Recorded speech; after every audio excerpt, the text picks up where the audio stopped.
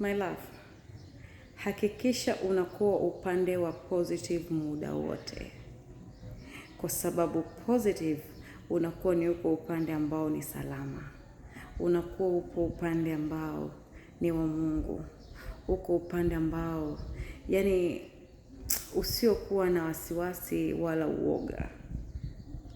Endapo utajiona uko upande wa pili, upo negative katika baadhi ya vitu, uko katika vitu ambavyo labda ni vitu ambavyo sio vizuri, unafikiria vitu ambavyo sio vizuri, uko upande ambao siwezi kufanya kitu fulani, au uko namna ambayo mfano ukawa unaogopa, una hofu kwenye hii dunia, unahofia sijui nini, labda una wasiwasi na nini ya, mfano ukawa uko katika uko katika pirika, ni kama ni mtu ambaye unakuwa hujiamini, sawa, hujiamini, na wala unakuwa labda kama vile humwamini mtu yote, huamini chochote, so unakuwa kama vile you are confused, yani umechanganyikiwa fulani hivi na maisha, huelewi. Huo ni upande wa shetani, ni upande ambao ni negative, na hicho ndicho anachotakiwa kufanya shetani huyu, ili kuweza kukuvuruga wewe, usiweze kukumbuka huu upande wa pili ambao ni wa positive, usiweze kumkumbuka kama huu upande wa positive kuna nguvu kubwa sana kwenye upande huu, kuna nguvu kubwa ambayo inatawala ulimwengu huu ambao ndio hiyo nguvu ya Mungu, lakini anakukumbusha kwamba tu, anakufanya ukumbuke hapo ulipo tu, na kwamba hapo ulipo ni una shida, ni una changamoto, ni hauko sawa, ni una mtihani, na sijui ni nini ambacho kitakachotokea kwenye huo mtihani ulionao. Yani unakuwa katika hofu kwa sababu umekuwa ukiwa katika negatives, sawa. Sasa ukiwa kwenye huu upande wa pili wa Mungu, inamaanisha kwamba muda wote uko positive, muda wote uko safe, kwa sababu muda wote uko yani haumizi kichwa, kwa sababu unajua nguvu inayotawala ulimwengu huu. Kwa hiyo you are pure like you don't afraid of anything, like you know the owner. Sasa unajua kabisa namna ambayo ya kuyaendea ya maisha.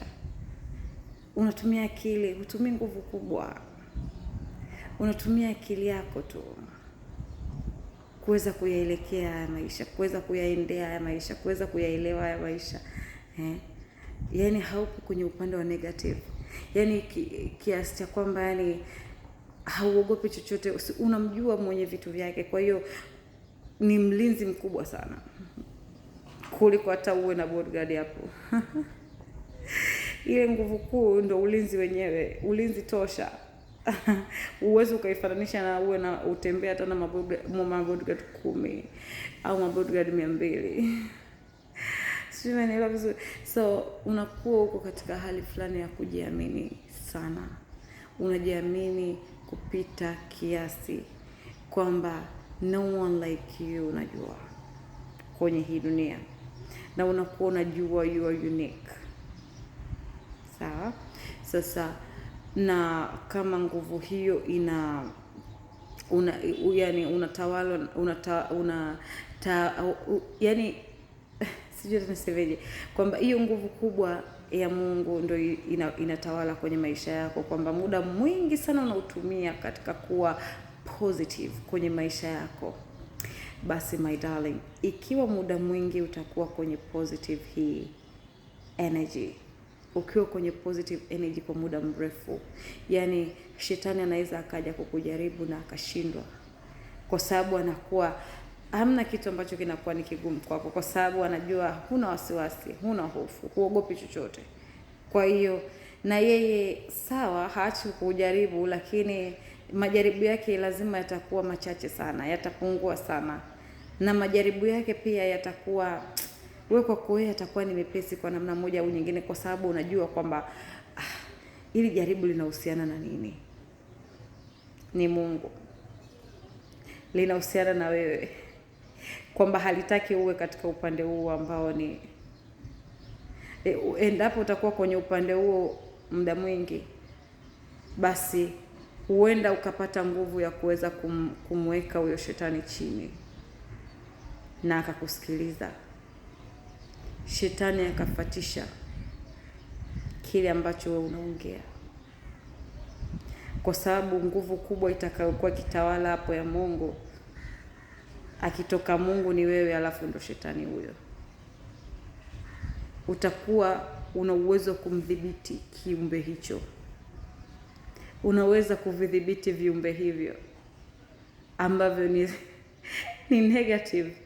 negative things negative anything ambacho kiko negative. Yaani una uwezo wa kukiweka chini na kukiambia chochote na kikakusikiliza. Kwa nini? Kwa sababu nguvu unayoitegemea ni kubwa. Kwa hiyo nguvu ulionayo wewe ni kubwa kuliko alionayo yeye. Tayari yeye atakuwa ni mdogo kwako, shetani huyo. Kwa hiyo hicho kitu ndo ambacho hataki wewe uwe juu yake shetani. Na ndio maana anajaribu kwa nguvu na hali kukufanya ujiofie, kukusaulisha kuhusiana na hii nguvu kuu inayotawala ulimwengu huu ambayo ni Mungu, na kukusaulisha kwamba muda mwingi unatakiwa kwa upande huo wa Mungu ambao ni positive. Inakupeleka wewe uwe katika negative ways, ili mradi kukuchanganya, kukuvuruga, uchanganyikiwe, usahau upate shida, usijue kuhusiana na nini ambacho ulichokuja kukifanya kwenye dunia hii. Usijue kuwa wewe ni nani, una nini. Oh baby, thank you for listening. Bye bye.